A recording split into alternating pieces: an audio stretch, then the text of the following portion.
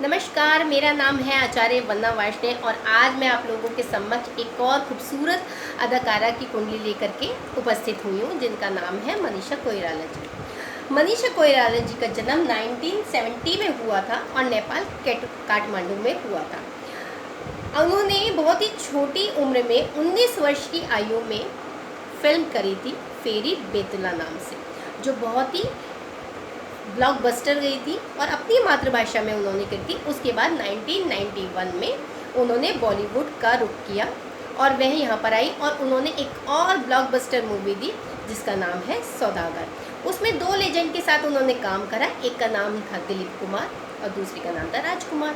दोनों ही सिनेमा जगत के जाने माने चेहरे हैं और बहुत ही बड़े अभिनेता और बहुत ही अच्छी मूवीज़ हुए देते थे और सुपरहिट उनकी मूवी जाती थी, जिसके साथ में मनीषा कोइराला जी ने काम किया।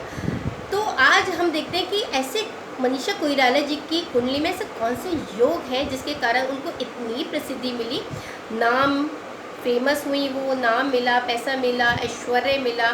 और देखते हैं उनकी मनीषा कोइराला जी की मकर लगन की ये जन्म पत्री। इस जन्म पत्री के अंदर हम देखते हैं कि चंद्रमा लगन में स्थित है, जो कि 7th लॉर्ड है। 7th लॉर्ड का चंद्रमा लगन में स्थित होना, चंद्रमा अपने आप में बहुत ही शांत प्लैनेट है, बहुत ही खूबसूरत है, ब्यूटी के वो दाता हैं। चंद्रमा को बहुत ही ललित कलाओं का स्वामी कहा जाता है। ललित कलाएं व्यक्ति के अंदर जन्मजात होती हैं। सभी व्यक्ति को अपनी ओर आकर्षित करने का एक बहुत ही सुंदर योग चंद्रमा के कारण बनता है जब चंद्रमा लगन में स्थित होते हैं। अब हम देखते हैं कि लगन के जो स्वामी शनि हैं वह लगन से 4th हाउस में बैठे हैं और ये शनि तो नीच के हो गए हैं। अब नीच के शनि लग्नेश होकर के नीच का शनि हो जाना बहुत अच्छा योग बनाता नहीं, क्योंकि स्वास्थ्य तो हर एक व्यक्ति का अच्छा होना चाहिए, तभी वे नेम फेम धन दौलत ऐश्वर्य कर्म कमा सकता है। लेकिन हम देखते हैं कि शनि जिस राशि में नीच के हुए हैं, ये नीच भंग राजयोग में परिवर्तित हो चुका है। तो ये जो नीच भंग राजयोग है ये कैसे बना, ये देखते हैं हम। शनि जिस राशि में नीच के हुए हैं उसका स्वामी जो मंगल है वह चंद्रमा से केंद्र में बैठा है। अब देखिए, केंद्र में चंद्रमा से केंद्र में होने के कारण यहाँ पर शनि का नीच भंग हो गया, जिसके कारण इन्हें इतनी ज़्यादा प्रसिद्धि मिली है। उसके बाद में आगे चलते हैं कि इन्होंने सिनेमा जगत की तरफ कैसे रुख करा। देखिए, 3rd लॉर्ड का जो स्वामी जो गुरु बनते हैं वह 10th हाउस में शुक्र की राशि में स्थित है। शुक्र भी ललित कलाओं का ज्ञान देते हैं।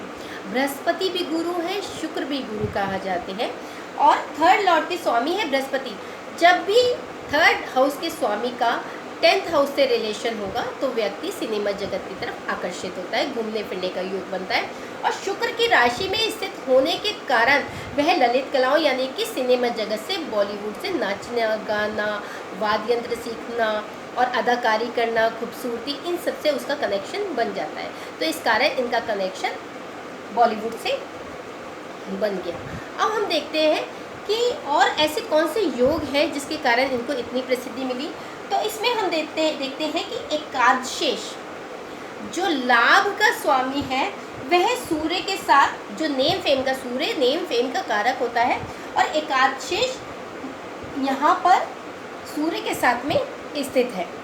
अब हम देखते हैं कि ये जो एकादशेष है ये भी नीच के हो गए हैं। देखिए, दूसरा राजयोग लग्नेश नीच के हुए और यहाँ पर जो मंगल है, जो एकादशेष है और जो 4th लॉर्ड है वह भी नीच के हैं, जिसके कारण अब देखते हैं कि इनका नीच भंग राजयोग बना। तो हम इसके अंदर देखते हैं कि सेकेंड इनको नीच भंग राजयोग मिला, फिर से चंद्रमा से केंद्र में मंगल बैठे। तो देखिए, दो राजयोग हो गए। तो एक राजयोग होता है तो ही इतना ज़्यादा नेम फेम सब पैसा वैसा सब धनधान्य मिलता है, यहाँ पे दूसरा राजयोग हो गया। थोड़ा सा आगे अगर हम और चलते हैं तो हम देखते हैं कि जो शुक्र है, जो 10th लॉर्ड का स्वामी है, जो शुक्र है और 5th लॉर्ड का स्वामी, 5th हाउस हमारे को क्या देता है, हमारे को प्रतिभा देता है, शौक देता है, रुचि देता है। तो रुचि का स्वामी 9th हाउस में जाके फिर से वो नीच का हो गया है। नीच के शुक्र यहाँ पर बैठे हुए हैं, तो शुक्र तो प्योर खूबसूरती के और ललित कलाओं के कारक कहे जाते हैं, ये भी नीच के हो गए।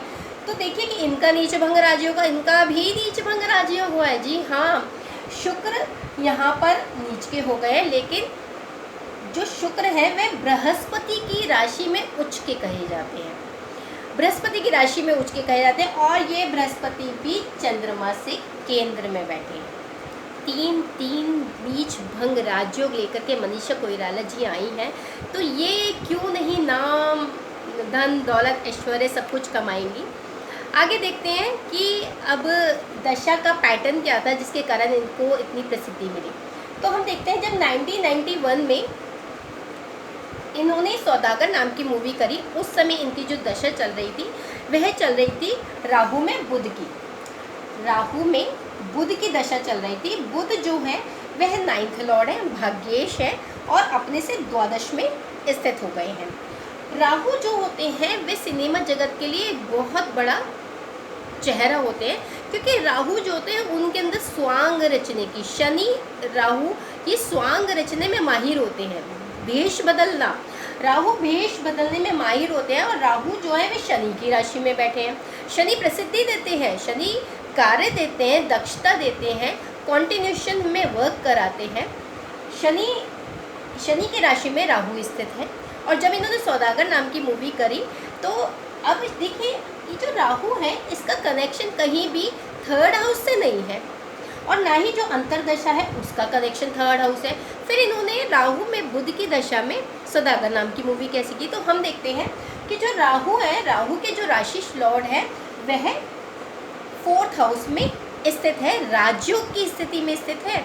ये ध्यान दीजिएगा, राहु के राशि लॉर्ड, राहु जिस राशि में बैठते हैं अपने स्वामी के अनुसार, अपने स्वामी लॉर्ड के अनुसार वर्क करते हैं। राहु शनि की राशि में स्थित है और शनि का नीच भंग राजयोग हो रखा है। तो और शनि यहाँ से 10th हाउस को देखते हैं, जो कि ये दिखाते हैं कि कर्म करने का समय आ चुका है। उसके बाद हम देखते हैं और राहु धन हाउस में बैठे हैं। जब भी धन भाव की दशा लगती है तो व्यक्ति काम करता है, रोजगार करता है, उसको धन आता है। उसके बाद हम देखते हैं कि बुध की अंतरदशा थी। अब बुध जो होते हैं वे व्यक्ति को बहुत ही, बुध का काम होता है, बुध हमेशा वैदिक ज्योतिष में इनको राजकुमार कहा जाता है, सदा यंग, सदा नित नया नाम से पुकारा भी जाता है इनको। और बहुत ही सुंदर छवि देते हैं, कट्स देते हैं व्यक्ति के अंदर, हास्य रस होता है व्यक्ति के अंदर, बोलने का अंदाज होता है। बुध 8th हाउस में बैठे हैं और 2nd हाउस को बुध दृष्टि दे रहे हैं। बुध यहाँ पर बैठे हैं, उसका स्वामी एकादशेष के साथ बैठा है। तो देखिए जब भी किसी व्यक्ति की कुंडली में 2nd हाउस और एकादश भाव से रिलेटेड ग्रहों की दशाएं आती हैं या अंतरदशाएं आती हैं या उनके स्वामियों की अंतरदशाएं आती हैं, तो वह व्यक्ति को प्रसिद्ध बनाती हैं और उन्हें धन के आवागमन के जो रास्ते होते हैं वे खुल जाते हैं।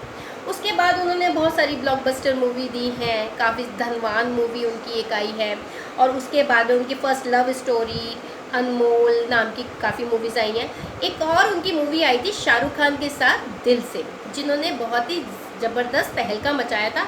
और यही नहीं, यूके के अंदर भी टॉप 10 मूवीज़ में वह दिल से मूवी को शामिल किया गया था। टॉप 10 में, यूके के अंदर टॉप 10 में शामिल होना बहुत बड़ी बात होती है।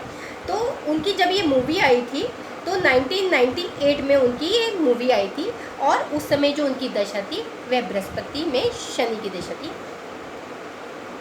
अब राहु की दशा गई, उसके बाद बृहस्पति की दशा आई। इनकी कुंडली के अंदर जो दशाओं का पैटर्न था वो 3rd हाउस से रिलेटेड था और 10th हाउस से रिलेटेड था। देखिए राहु की दशा आई थी तो शनि उसके स्वामी होगी यहाँ 4th में बैठ के 10th को देख रहे थे और 3rd लॉर्ड को भी देख रहे थे। अब राहु के बाद में बृहस्पति की दशा आई, तो बृहस्पति तो है ही 3rd लॉर्ड और द्वादशेष जो घूमने फिरने का योग बनाते हैं। तो इन बृहस्पति की दशा के अंदर भी इन्होंने ब्लॉकबस्टर मूवी दी थी दिल से नाम से, और वह थी बृहस्पति में शनि की अंतरदशा में। उसके बाद में ये 2010 में इनकी मैरिज हुई थी। 2010 में इनकी मैरिज हुई थी और 2010 में मैरिज के समय हम देखते हैं कि सूर्य और मंगल 7th हाउस में स्थित है। 7th हाउस में जब भी सूर्य बैठते हैं और मंगल बैठते हैं, ये बहुत अच्छा योग कहा नहीं जाता है। सूर्य मंगल दोनों अग्नि तत्व के ग्रह होते हैं। इन्हें मैलिफिक प्लैनेट तो नहीं कहा जा सकता क्योंकि ये देव प्लैनेट होते हैं इसलिए, लेकिन हाँ थोड़े से अग्रेसिव होते हैं, क्रूर होते हैं। लेकिन 7th हाउस में जब भी क्रूर प्लैनेट का बैठना होता है वह बहुत ज़्यादा अच्छा योग नहीं बनता है, शादी के लिए बहुत ज़्यादा अच्छा योग नहीं बनता है। जब इनकी शादी हुई तो बहुत अच्छी वे शादी नहीं चली और 2012 में जा कर के उनकी ये शादी फेल हो गई बिल्कुल। देखिए, सूर्य विच्छेदकारी ग्रह 8th लॉर्ड का जब भी 7th हाउस से, ये 7th लॉर्ड से कनेक्शन आता है तो वह शादी को एकाएक ख़त्म कर देता है। ये हमारा विषय नहीं है, लेकिन दशाओं के कारण या कॉम्बिनेशन के कारण हम बता रहे हैं। लेकिन हाँ, ये कि 7th लॉर्ड, देखिए 7th लॉर्ड को भी सूर्य देख रहे हैं और 8th लॉर्ड होकर के देख रहे हैं। 7th लॉर्ड के साथ में 8th लॉर्ड का बैठना या म्यूचुअल एस्पेक्ट बहुत ज़्यादा अच्छा नहीं कहा जाता है। अब हमने देखा कि मनीषा कोइराला जी की ज़िंदगी में नेम भी था, फेम भी था, बॉलीवुड के योग भी थे, सिनेमा जगत के योग थे। उसके बाद भी इन्हें काफ़ी प्रसिद्धि मिली, धन धान्य मिला, नीचभंग राजयोग के भी हमने दर्शन किए। लेकिन एक योग और भी था इनकी कुंडली के अंदर, इनको सर्विकल कैंसर हुआ। सर्विकल कैंसर इनको 2012 में ही हुआ था और ये भी बृहस्पति में राहु की दशा में हुआ था। दशाएं आती हैं, उतार चढ़ाव आते हैं ज़िंदगी में। दशाएं और ट्रांजिट मिल करके और योग मिल करके हमें बताते हैं कि कब हमारा समय बहुत अच्छा जाएगा और कब हमारा समय बहुत ख़राब जाएगा। तो इनको सर्विकल कैंसर से भी गुजरना पड़ा था। उसके बाद 2014 में ये फ्री हो गई थी और अब ये बिल्कुल स्वस्थ है। सर्विकल कैंसर के योग जो होते हैं, जब भी राहु से केंद्र में मंगल या शुक्र बैठेंगे तो वह कैंसर जैसे भयंकर बीमारियां जातक के अंदर शुरू कर देते हैं। उनके अंदर उनका शरीर इन बीमारियों से ग्रसित हो जाता है। एक कॉम्बिनेशन है जिसके कारण व्यक्ति को काफ़ी सफ़र करना पड़ता है और प्रॉब्लम्स आती हैं। लेकिन जब वो उनकी दशा होगी और ट्रांजिट होगा तब ये सारी चीज़ें हो पाएंगी, तभी ये बीमारियां व्यक्ति को ग्रसित कर पाएंगी। तो आज हमने देखा मनीषा कोइराला जी की ज़िंदगी के अंदर मंगल यहाँ पर ना तो राहु से केंद्र में है और ना ही शुक्र उनसे केंद्र में है। लेकिन उसके बाद भी जो इनका 7th हाउस है और 8th हाउस है वह पीड़ित है कहीं ना कहीं। 7th हाउस हमारे जेनाइटल एरिया को इंडिकेट करता है, इसलिए इनको सर्विकल कैंसर हुए थे। जब उचित समय पर इनकी दशा लगी और ट्रांजिट आया तो इनको ये कैंसर सर्वाइवर बनी। उसके बाद ये 2014 में कैंसर से बिल्कुल मुक्त हो चुकी हैं और यह एक NGO के साथ में इस समय जुड़ गई हैं और वहाँ पे लोगों को जागरूक करने का कार्य करेंगे। तो इसी के साथ मैं अपनी जीवा को विराम देती हूँ और आप आशा करती हूँ कि आपको ये वीडियो पसंद आया होगा और आपको समझ आई होगी कि कैसे हम देख सकते हैं किसी भी व्यक्ति के अंदर उसकी जीवन में दशाओं के कारण उतार चढ़ाव, कितना वो प्रसिद्ध होगा और कितना वह आगे जाएगा। इस पत्री के साथ में हम अगली बार एक और नई सेलिब्रिटी की पत्री लेकर के आपके सामने उपस्थित होंगे। आपको ये वीडियो अच्छा लगा हो तो प्लीज़ लाइक और सब्सक्राइब जरूर कीजिएगा। नमस्ते।